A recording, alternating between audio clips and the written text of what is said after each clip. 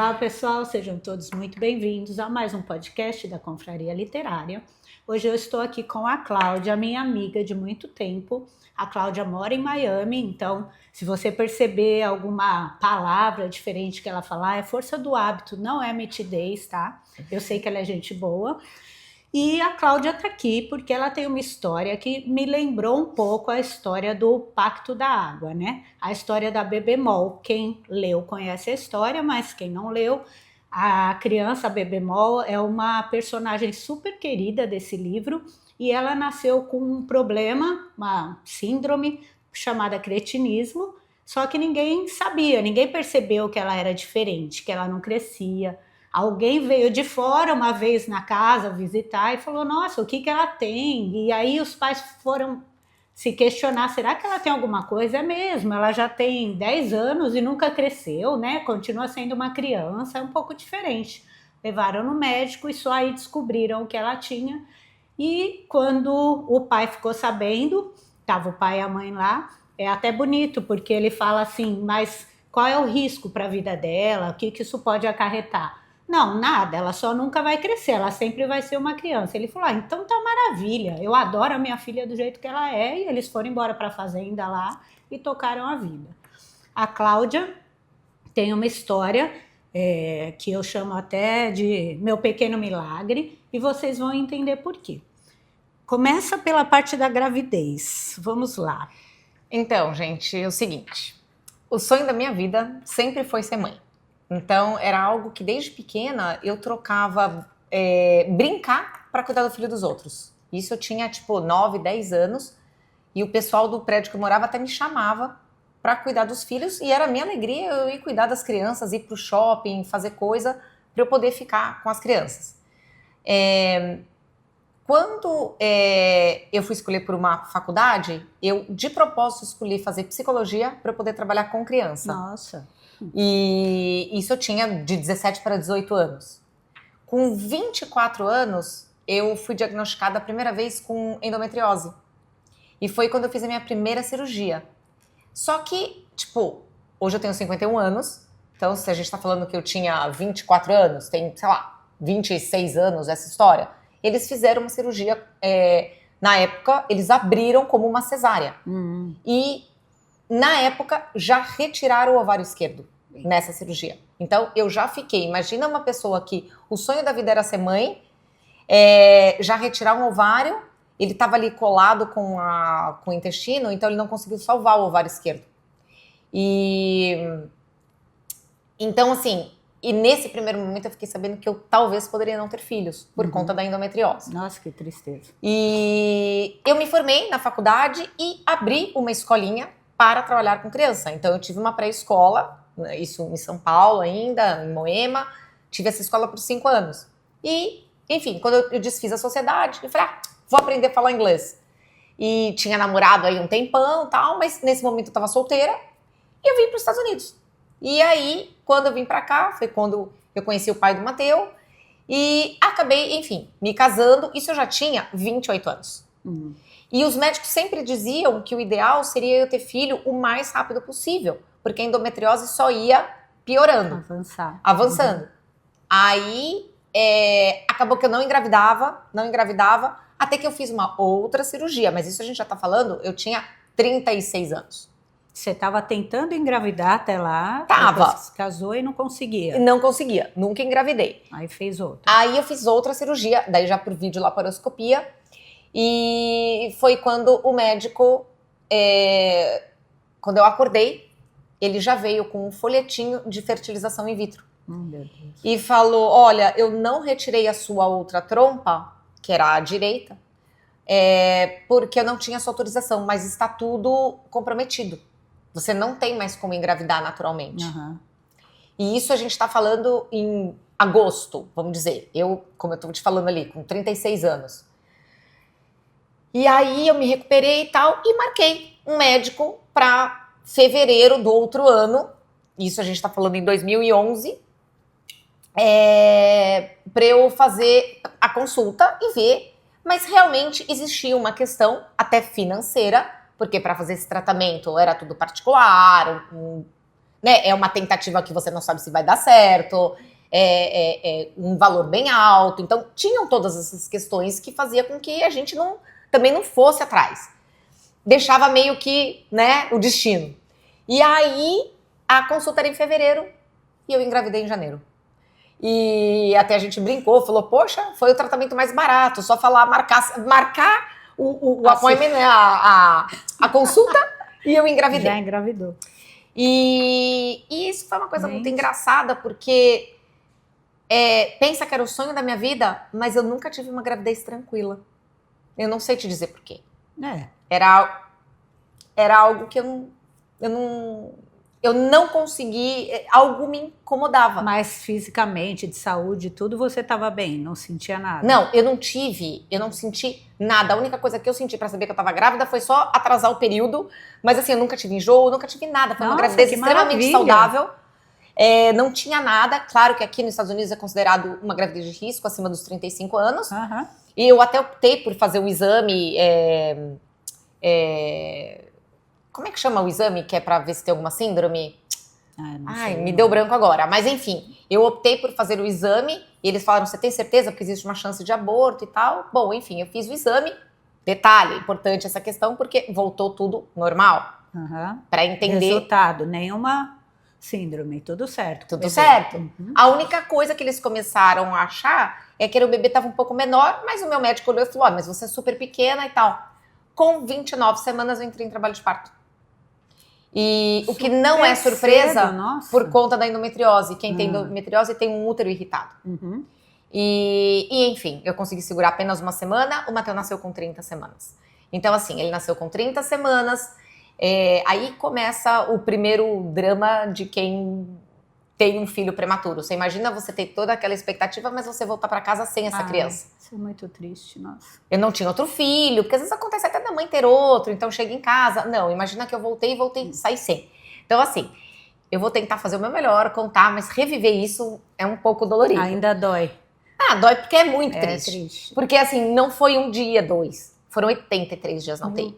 Deus! E nesses 83 dias, ele teve situações de quase morrer. Ele foi transferido de um hospital para outro, que aí é um hospital de alto risco que existe aqui. Enfim, por fim, chegou o grande dia dos médicos dizerem para mim que no hospital ele foi diagnosticado com uma síndrome com 15 dias de vida, que eu nem sei se existe a tradução. Deve existir, deve chamar June, deve se chamar a mesma coisa, chama June Syndrome. É o nome de quem descobriu normalmente. Exatamente, né? É o nome da pessoa que descobriu essa síndrome, que o que acontece, a criança, ela morre, é uma distrofia torácica asfixiante. Oh, meu pai. Então, ele morre porque o pulmão cresce e o tórax não. Então, morre asfixiado. Então, ele assim, tinha 15 dias? 15 dias quando ele foi diagnosticado com essa síndrome. Aí, a gente volta naquela questão de que poxa, me deu um branco. O exame que você bem fez... comum. Ele pega, tipo, 4, 5 tipos de síndrome. Então, nem faz sentido você fazer. Pra que fazer? Porque, assim, se pega 4, 5, então você vê, eu corri um risco que hoje em dia eu não faria, se eu soubesse. Mas, enfim. Acabou que ele passou todo esse tempo por os médicos dizendo que ele não sairia do oxigênio. Então, o Matheus... pensa, se era uma questão pulmonar, prematuro, então ele ficou no oxigênio todo esse tempo. Quando deu mais ou menos uma semana antes da alta, ligaram pra gente e falaram, vocês estão demorando? A gente já se assustou, pensando que podia ser alguma coisa, já que a gente chegou lá, essas coisas que é difícil pra mim. Ele tava sem oxigênio. Então eles estavam fazendo um teste e ele conseguiu ficar sem. E aí os médicos falavam, ai mãe, mas não se anima, porque isso é só por um período. Eles são muito realistas aqui, sempre dizendo que, enfim, né, eles colocam a verdade nua e crua. E assim, não tem muito essa parte muito sentimental, esse acolhimento. É diferente, né? Sabe?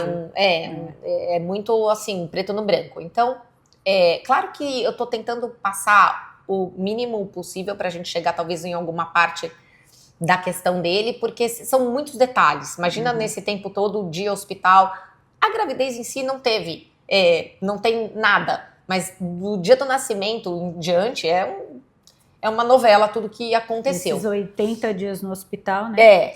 E ainda mais com essa questão, sabe? Tipo, de os médicos investigando, é uma síndrome muito rara. Muito rara. Uhum. Tem muito poucas crianças no mundo com essa síndrome. Nossa. Então, ele, além de tudo, era meio que objeto de estudo.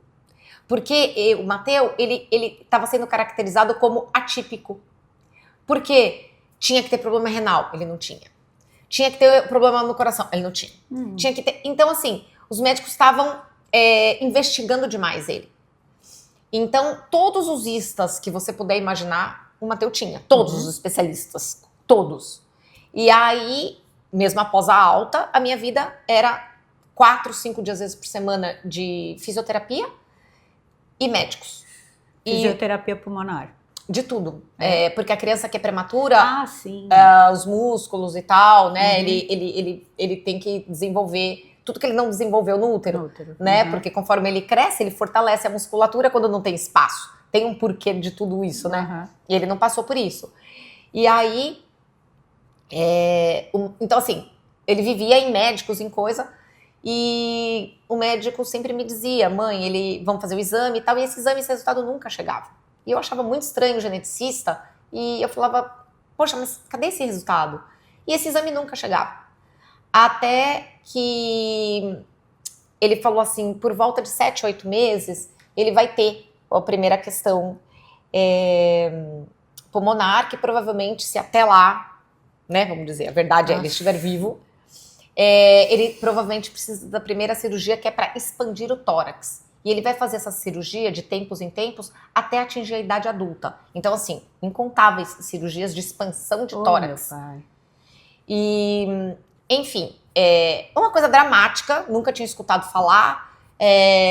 Aí você se questiona nesse primeiro momento, diferente, acho que da história de você talvez não perceber e os pais viverem como nem perceber, talvez.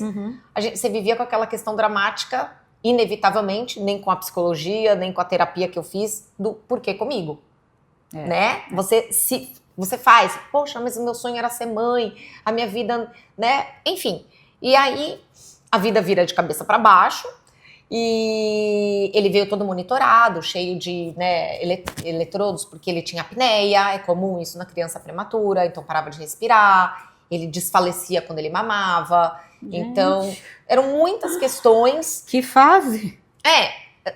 Toda síndrome, ela não é só a síndrome, ela vem muito carregada de várias questões. Todas as síndromes. E ainda junta com ele ter nascido tão cedo, prematuro? Exatamente, porque ele poderia ter nascido no tempo normal, não necessariamente tinha que ter nascido prematuro. Então, foi outra questão.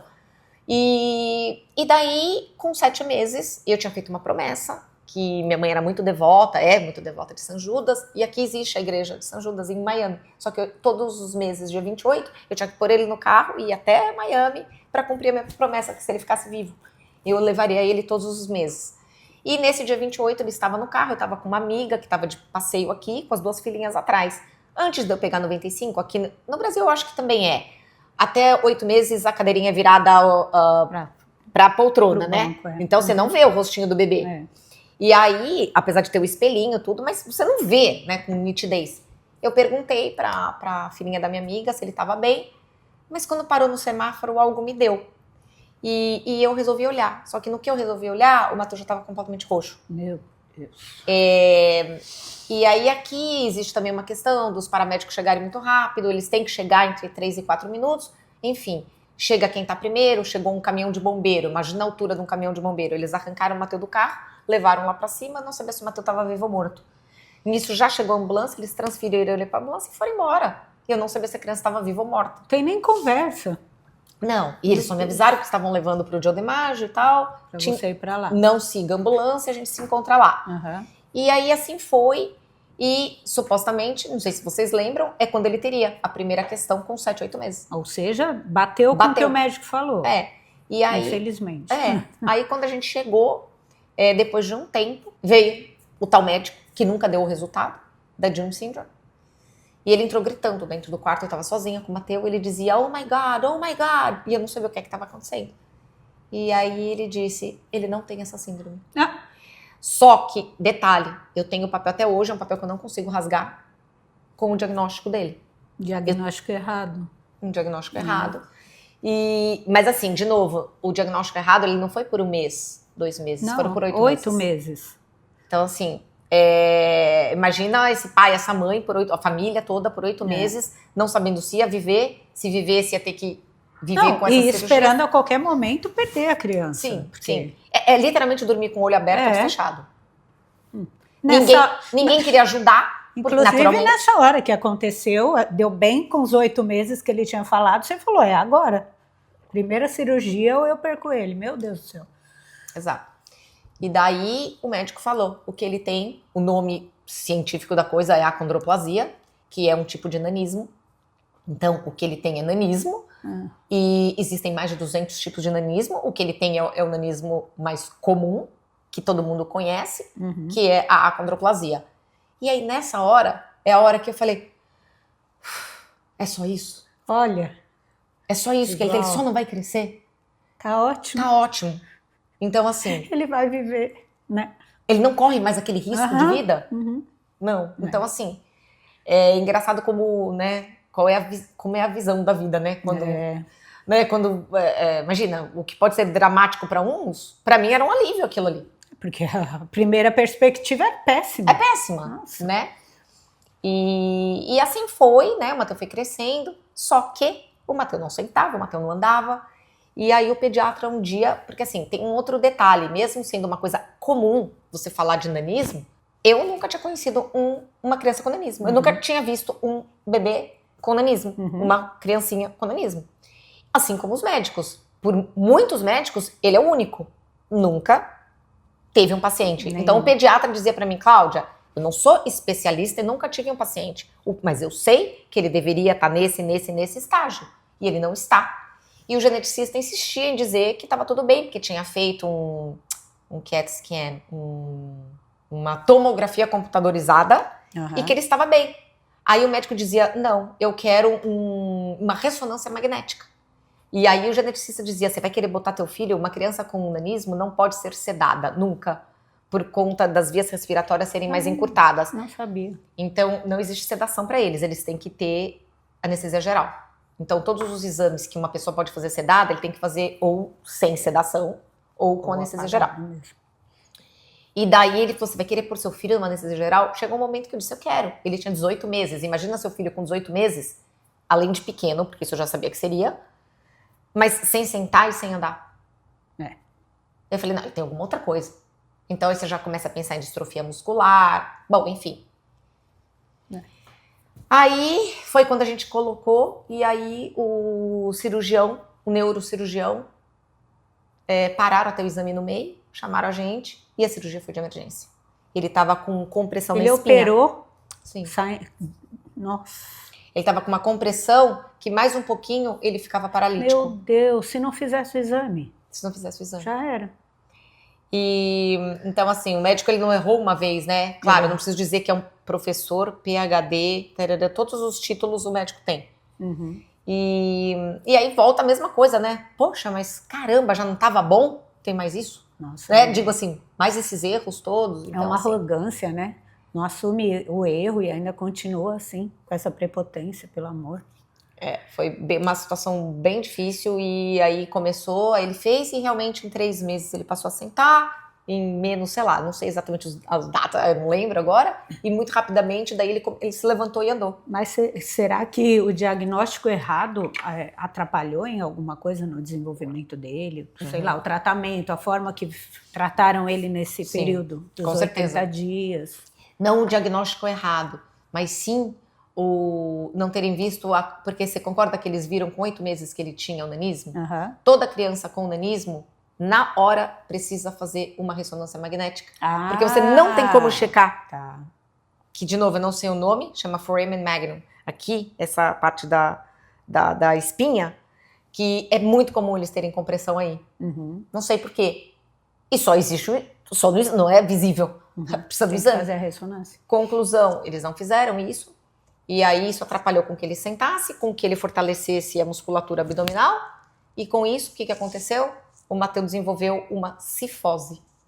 Que a gente acompanhava ele desde 3 aninhos. Ele usou o colete. Imagina um calor aqui nos Estados Unidos de 100 graus, o menino de colete. A criança era um toquinho de gente com colete. E, enfim, fiz de tudo, mas a gente não conseguiu segurar e ela ia progredindo, né? E, enfim, acabou que daí o Matteo agora, com 13 anos, ele fez a cirurgia de correção com 14 pinos na coluna. E ele estava com a coluna assim, ele tinha uma curva. Começou, e aí qual era o perigo também? Novamente de estrangular a espinha, e aí ele começa a perder o controle dos esfíncteres, o controle, a sensação dos nervos, começa a cair, até que pode ficar paralítico também, você não pode partir, né, sua espinha.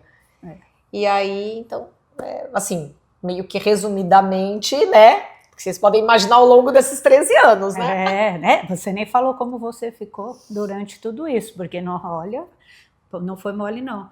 E o que ele tem com relação ao pulmão? É por causa do nanismo também, que é um pouco mais... Você está sempre preocupada, né, com doenças respiratórias e tal. Na verdade, a criança, como ela... tanto a parte óssea dele, por exemplo, o Matteo, ele teve 5 sets de tubo no ouvido. Então, por exemplo, se ele ficar por conta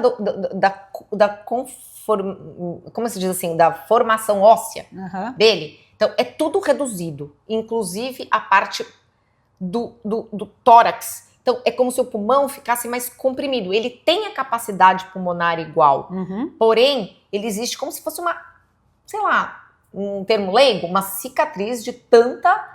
Ele desenvolveu uma asma, então ele tem asma. Então, o Matteo, pequenininho, ele foi internado, sei lá, eu vou dizer umas 8 vezes. Assim, dele tá doente, eu chegar no consultório do pediatra e de lá já sair da ambulância. Eita. Porque na hora que eles pegam a oxigenação... Tá baixa e abaixo de 80 a criança já tá em estado de sofrimento.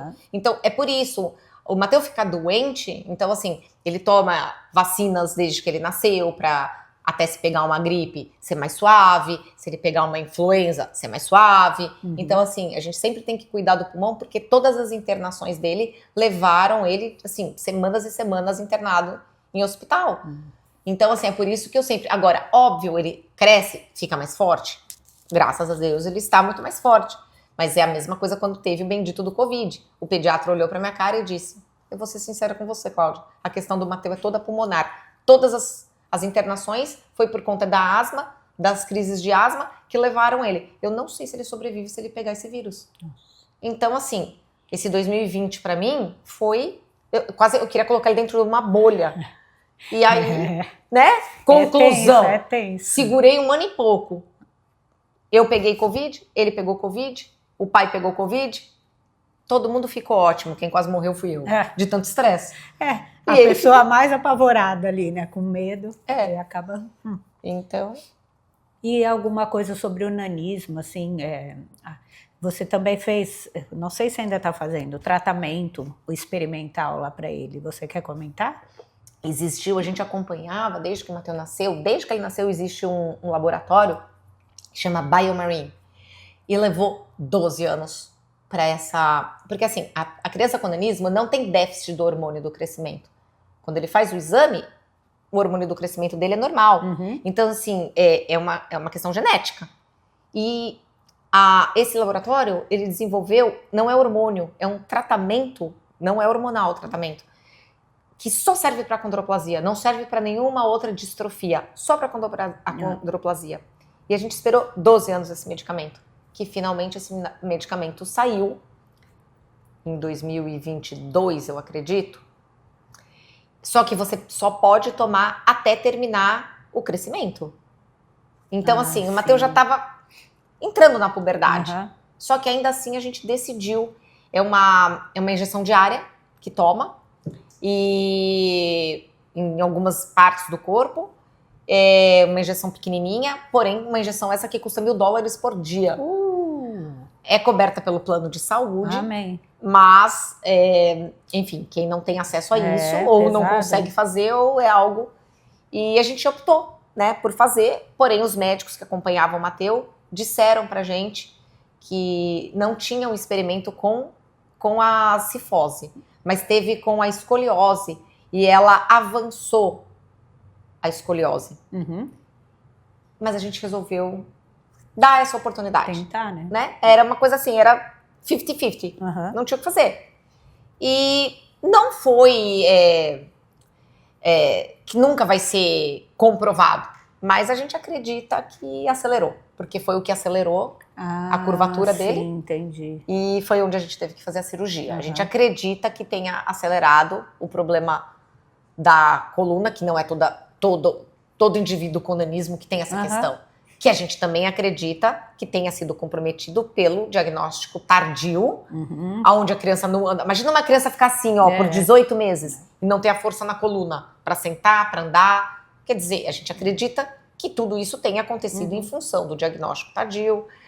E aconteceu que a gente fez a cirurgia e tivemos uma das médicas muito interessante. O Matheus foi fazer a cirurgia em Delaware, fora do estado aqui da Flórida. O médico dele é de lá e a cirurgia ele só faz em Delaware. E quando terminou, uma das médicas ortopedistas tem nanismo. Olha! No hospital lá. Então ela entrou junto, conversou com a gente, conversou com o Matheus sobre a questão da gente voltar. Ele falou, a decisão é de vocês, se vocês quiserem continuar o tratamento. E de verdade a gente optou por parar. A gente ficou com muito medo de repente... Não ia perder a cirurgia, porque afinal de contas ele tem uma placa de alumínio, de titânio. E 14 pinos. Mas a gente decidiu parar o tratamento deixar e a gente... como tá. E deixar. Existem outras opções, né? Existe o tratamento de alongamento. São cirurgias que você faz nas pernas e nos braços, que a gente conversou com o Matheus quando ele era pequeno e tudo, porque isso eu já acho que é uma decisão dele, né? Se ele um dia sentir a necessidade. E um dos maiores médicos dessa cirurgia, um tá em Palm Beach e o outro a gente acabou de saber que é um médico de Stanford, que tá no Nemours de Orlando. Ai, que bom. Que é onde ele... É onde ele se trata. Ele se trata. Então, assim, dia 9 de maio agora a gente tem consulta. Tenho 5 appointments. Eu acho divertido quando eu vejo, assim, porque ele é visto por todos os especialistas. Já vai lá, já benze faz um check-up. Né? Mas é isso. Então, assim, existe essa outra possibilidade, se um dia ele quiser, né? Mas... me dá uma impressão que é tão sofrido, super gente, agressiva. Né? Mas... complicado, né? Bem complicado. Bom, mas ele é um anjo na sua vida, não é não? Então, mas aí você faz aquela pergunta assim, você trocaria? Se alguém te desse uma criança ali que não tem nada, nenhuma condição, você trocaria? Não, você não troca por nada. É um amor que é muito puro, assim, e é uma coisa... Eu acho que isso não tem a ver com religião, mas acho que Deus faz as coisas muito perfeitas. Né? Ele é uma criança muito abençoada, uma criança grata, ele é muito carinhoso. A gente erra porque você acaba super protegendo, sim. Nem com todo estudo, entendimento, porque você é ser humano. Então eu percebo, né? Aqui, inclusive, o próprio Estados Unidos, eles erram muito porque uma criança quando entra num hospital aqui, não é um hospital, é um hotel. Então, assim, tem um palhaço que fica lá, uma moça, uma senhora, que vai na bicicletinha visitar as crianças todo dia. É o cachorro que visita todo dia a criança no hospital e é presentinho que ele ganha. E antes de ir para a cirurgia, tem uma sala de brinquedos que eles escolhem o que eles quiserem. Então, assim, eles fazem de tudo para que a criança não correlacione o hospital como algo ruim. Uma das cirurgias que ele fez, Matheus alucinado por carros, ele tem alta do hospital num carro elétrico que a enfermeira vai dirigindo até a saída. Então, imagina, ele nem lembrava que estava doente, que ele tinha feito uma cirurgia. Ele sentou naquele carrinho. É uma boa técnica, né? Então assim, isso é bom por um lado, mas você acaba estragando por outro, porque você super protege. Então, acho que isso, o fato dele ser filho único, então assim, ele é o único filho, da parte do pai o único neto, da minha mãe é o único neto homem. Então, assim, acaba que existe uma super proteção, né? Então, não dá pra gente dizer que a gente não... sei lá, eu imagino que acabe tratando um pouco diferente. Mas ele é muito gente boa, né? Ele não é um menininho mimado, assim, ele é especial, não tem jeito, não. Uma graça, o Matheus. Bom, então tá bom, contou bem a história, né? Você foi sucinta, quase não chorou, ficou aí, muito difícil, bem. é difícil. Muito mas... bem. Do que ele gosta mesmo?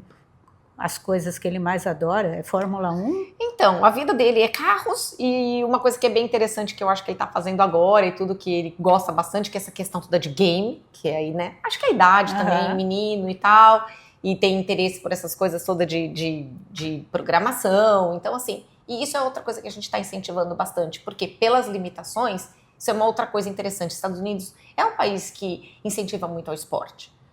E ele quase não se encaixa em nenhum esporte, né? Não que ele não possa fazer, mas como é que ele vai participar do soccer? Como é que ele vai participar do basquete? Existe um esporte que eu não sei nem se existe em português, chama lacrosse. Um monte de amigo faz esse bendito desse lacrosse, não sei nem o que é. Rê. E assim, mas não dá, entendeu? Outros hockey, que é aquela patinação no gelo, não sei o que e tal. Então assim, é uma coisa que é interessante ele ter, porque isso, ele fica de igual para igual. Se ele tá num game que, acredite ou não, hoje em dia tem até universidade para isso, que não sabia que tinha, e estamos descobrindo uma das classes que tem na escola, que são umas opcionais que você tem depois da grade normal, você tem uns especiais, assim, umas classes especiais. É classe de game.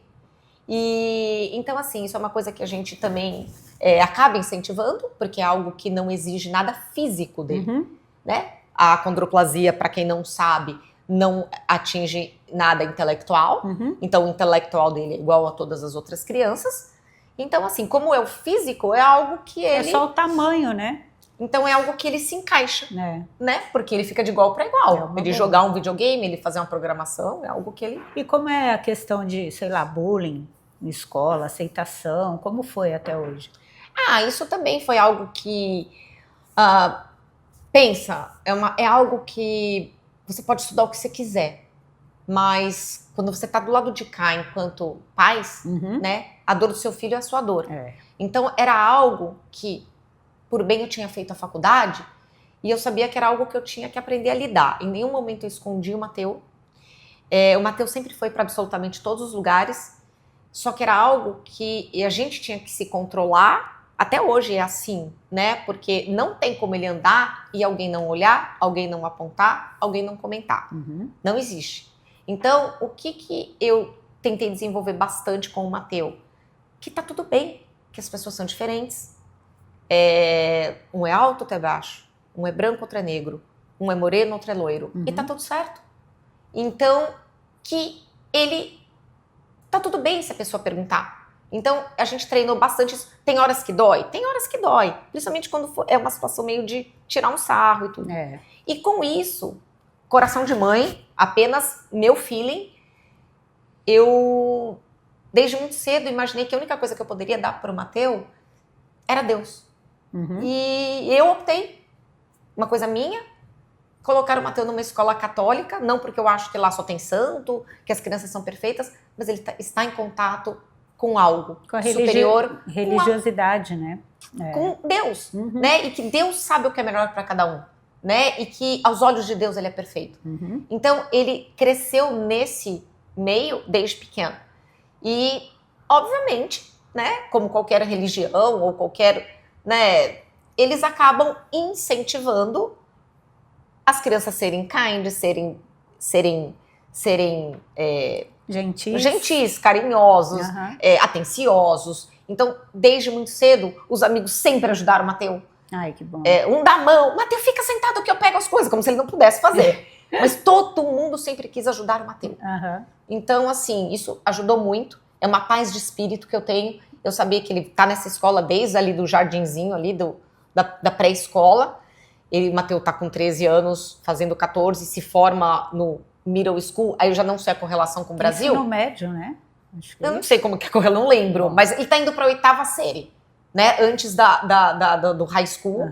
E ele vai lá desde pequeno, obviamente o Matteo é conhecido desde as crianças ali da pré-escola até os meninos da 8ª série. Eu só sei a correlação ainda assim, ele tá no ginásio e ele vai pro colegial. Eu sou igual. Na minha época era assim. Passou pelo primário, ginásio, primário, meio que isso. Colegial.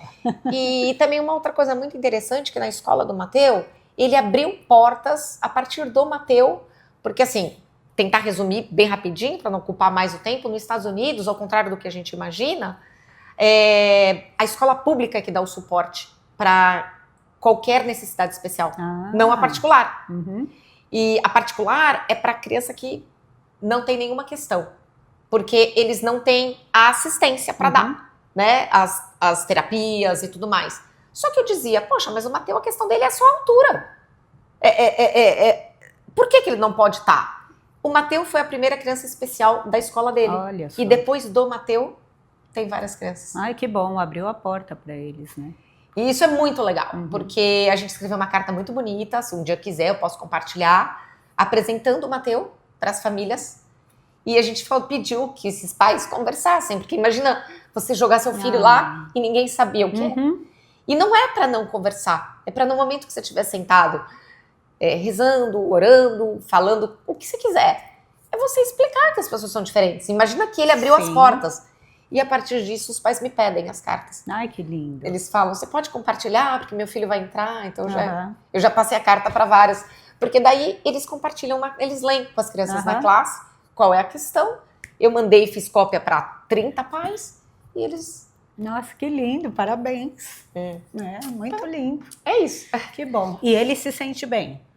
Sim, assim, Mateus faz terapia, óbvio. Desde que ele se entende por gente, eu coloquei ele na terapia. Até para ele ter as questões dele, né? Que a gente não tem como, a gente erra, né? Questões familiares, a gente tem questões, né? A gente não quer, mas tem. E assim, a devolutiva que eu sempre tenho é de uma criança, que isso é o que me importa, com uma autoestima boa, né? Que aí quem entende de psicologia sabe que a autoestima, a autoconfiança, ela se dá até os 7 anos de idade dessa criança. Se essa criança não tem isso, é bem mais difícil ela ter essa autoimagem boa. E eu sempre fiz muita questão de dizer o quanto ele foi desejado, o quanto ele é amado, o quanto eu quis esse filho. Então, assim, eu sempre fiz muita questão de mostrar a importância dele e ele cuidar as questõezinhas dele na terapia, situações que ele possa ter. E a devolutiva que eu tenho sempre é que ele é uma criança alegre, segura de si. Então, eu acho que o caminho, assim espero. Está muito bom. Tá bom. Acho que é isso, né? Tem mais alguma coisa que você achar? Não, acho que a gente abordou bastante, sabia? Acho que você fez várias perguntas que eu talvez não pensasse em falar, mas eu acho que você me perguntou várias coisas que eu acho que é meio que... Acho que eu dei uma boa... Sim, foi muito bem. Pincelada. Muito bem. Agora está entrando na adolescência, é uma outra fase que dá um pouquinho de, né? Para todos os pais, não só para você, mas... Então, não, mas é isso que eu quero dizer. E essa questão da mudança de escola que acontece aqui nos Estados Unidos também, ele vai para a escola... como é que a gente chama school, lá? né? É high school aqui? Não sei, o que é? O que é o colegial lá, Rê? Ensino médio, né? Então, é isso aí. Então, ensino médio. E aí tem que ser em outra escola, né? Aí é uma... Mas eu tenho que mudar de escola. Então, assim... Então, é isso que eu quero dizer. É uma apreensão... do próximo capítulo, mais ou menos isso, né? Porque daí são adolescentes, pessoas completamente diferentes, né? Logo a gente faz uma gravação isso, com o Mateus. O pós. Né? Eu quero ver ele contando a história dele, que vai ser mais legal ainda. Ele não vai falar dele bebê, mas ele vai falar dele, né? Da vida dele. Exatamente. Então tá bom, obrigado, viu? Foi muito gentil você abrir, né? Sentir essas coisas tudo de novo, obrigado. Não, é um prazer. Eu gostaria, esse é um projeto de vida meu, quem sabe pra frente, as coisas, né? Às vezes a gente planeja e as coisas mudam. Mas poder ajudar outras famílias, compartilhar, porque isso é muito importante. A gente não sabe o caminho. Isso que você faz com as cartas já é um passo. E puder ajudar mais, compartilhar, vai ser bom. É isso. Então tá bem, a gente fica por aqui. Se você ainda não assistiu o bate-papo sobre o Pacto das Águas, pode voltar aqui na nossa playlist e assistir. E até o próximo episódio da Confraria Literária. Tchau! Pode dar tchau. Tchau, tchau. Mal educada. Tchau. Não fala nem tchau.